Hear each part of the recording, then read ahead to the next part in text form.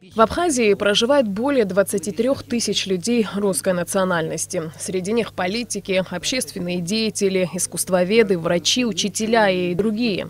На сегодняшний день в Абхазии 19 русских общественных организаций. Таким образом, поводом для очередного собрания стала активная деятельность множества новых русских общественных организаций, как говорили участники встречи, незаконно представляющих все русское население Абхазии.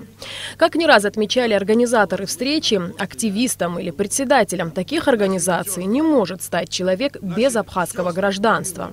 Сложившаяся ситуация привела к тупику решения вопроса консолидации русского населения Абхазии. Создано невообразимое число общественных организаций, лидеры которых преследуют личные амбициозные цели и возможности попасть в списки приближенных к тем или иным структурам Российской Федерации.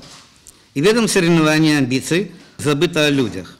О 23 500 русских, проживающих в Абхазии. Невидимое одеяло помощи должностных лиц, профессионально занимающихся вопросами российских соотечественников, тянется из стороны в сторону за лидерство и приближенность к этим должностным лицам. Формат многополярности сам по себе является причиной постоянного разлада этих организаций, поскольку любое действие одной организации или союза будет приводить к противодействию и конфронтации с другой стороны. Решение вопроса о разобщенности русского населения Абхазии стоит уже не первый год. И руководство Абхазии неоднократно собирало у себя лидеров конфликтующих общин и пыталось их объединить. Однако до сих пор прийти к общему мнению пока не удалось.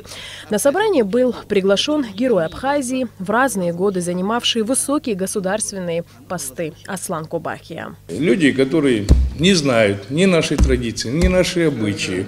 Я вам больше скажу, дорогие уважаемые русские, больше всех в этой войне погибло, конечно, абхазы.